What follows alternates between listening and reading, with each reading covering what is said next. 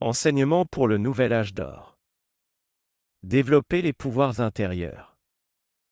Sheila.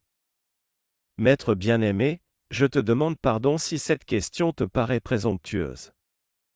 Cependant, il semble que, souvent, lorsque la conscience s'élargit en acquérant les connaissances des maîtres, l'étudiant néglige de porter son attention sur la présence de Dieu.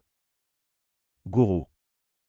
Sheila béni, c'est un fait réel, une étape dans le développement spirituel, une initiation sur le chemin qui conduit à la maîtrise. L'individu peut être comparé à un enfant qui, au début de sa vie, va jusqu'à ignorer ses parents ou ses gardiens pleins de sollicitude. Puis, il reconnaît les formes aimantes des parents et s'appuie sur eux pendant des années. Plus tard, à l'âge de la maturité, il commence à se fonder sur sa propre intelligence et à l'utiliser selon ses propres orientations. La majeure partie de l'humanité ne reconnaît pas les êtres attentifs qui, pour prendre soin d'elle, ont renoncé à la béatitude des royaumes supérieurs. L'humanité, encore esclave de la forme, tend à s'appuyer sur une présence individualisée, lorsqu'elle en trouve une. Plus tard vient la maturité, quand l'individu commence à œuvrer dans l'armée spirituelle du roi des rois. Sheila. Maître bien-aimé, pour comprendre le travail de la hiérarchie spirituelle, on nous dit de porter notre attention sur certains maîtres, et cela établit naturellement une affinité d'esprit. N'est-ce pas un effort méritoire? Gourou. Sheila béni, oui, c'est vraiment très louable. L'état de conscience de l'étudiant est la condition première de cette association. Comme Saint Germain l'a dit, dans le royaume des maîtres ascensionnés, la présence individuelle Ayam et tous les maîtres ascensionnés, anges, dévas et pouvoirs cosmiques ne font qu'un. Seul l'esprit humain insiste sur une doctrine de séparation et de distinction de forme. Sheila. Maître bien-aimé, quelle est l'attitude de conscience correcte pour un étudiant sincère qui veut s'approcher des maîtres tout en développant maturité et grâce individuelle? Gourou. Sheila béni, chaque être qui a atteint la perfection représente la somme de millions d'années d'utilisation d'énergie de vie pour développer quelques vertus, talents, pouvoirs, grâce et expression de la divinité. Un tel être est, comme le soleil dans les cieux, un foyer de cette dynamique de bien extraite, souvient-en, de la source unique. Ces êtres sont véritablement des batteries vivantes de vie déjà qualifiées de manière divine. Se trouver à leur proximité permet à l'individu d'absorber cette qualité comme il absorbe la chaleur et le confort d'un radiateur. Certains préfèrent grelotter dans les vents glacés des sommets jusqu'à ce que, par leurs propres efforts, ils soient à même de générer leur propre chaleur pour se réconforter. D'autres tirent profit de la proximité d'une chaleur existante et d'un confort nourri par les flammes des hôtelleries qui font bon accueil aux pèlerins poursuivant leur quête. L'homme est ainsi fait. Certains se servent de la foi, du courage, de la force, de la confiance, de l'essence de guérison et du pouvoir éclairant de ceux qui ont fait ample provision de vie qualifiée, d'autres persistent à engendrer eux-mêmes ces qualités et frissonnent au vent de l'incertitude pendant que leurs frères plus humbles gravissent le chemin dans la chaleur de la présence de leurs sœurs et frères aînés.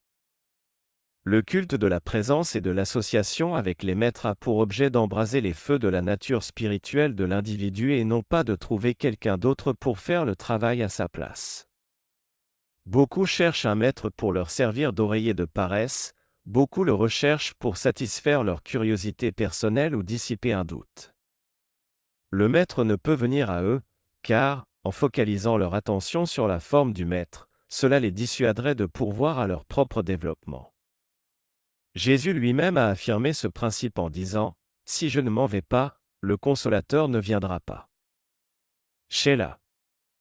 Maître bien-aimé, chercher le maître pour développer sa propre raison d'être est donc un passeport sûr pour s'assurer sa présence. Gourou. Sheila béni, c'est le seul. L'adoration de la forme, quelque sincère qu'elle puisse être, ne développe pas l'étincelle spirituelle de l'individu. Au contraire, elle tend à nous détourner de notre concentration sur l'un dont nous recevons la vie, l'intelligence et le pouvoir de faire tout le bien et toute chose parfaite. Sheila. Maître bien-aimé, Quelle est la doctrine de la voie du milieu par rapport au sujet dont nous discutons? Gourou. Sheila Béni, la doctrine de la voie du milieu, qui est bien sur l'enseignement de notre Seigneur Bouddha, réside dans les principes suivants. 1. L'individu est un foyer d'intelligence de Dieu, envoyé dans l'univers pour exécuter une parcelle du plan divin. Dans ce but, il doit apprendre à projeter à partir de son fort intérieur la maîtrise de soi, le discernement, l'équilibre, la sagesse et l'amour.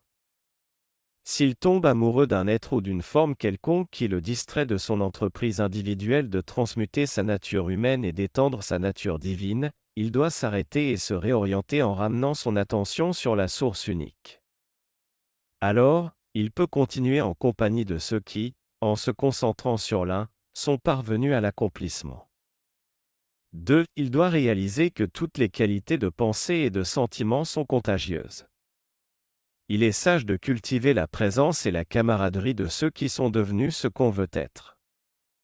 Les escarbilles de foi et d'aspiration couvant sous la cendre se transforment en flammes lorsque la conscience individuelle devient une parcelle de la conscience de n'importe quel être libre et divin.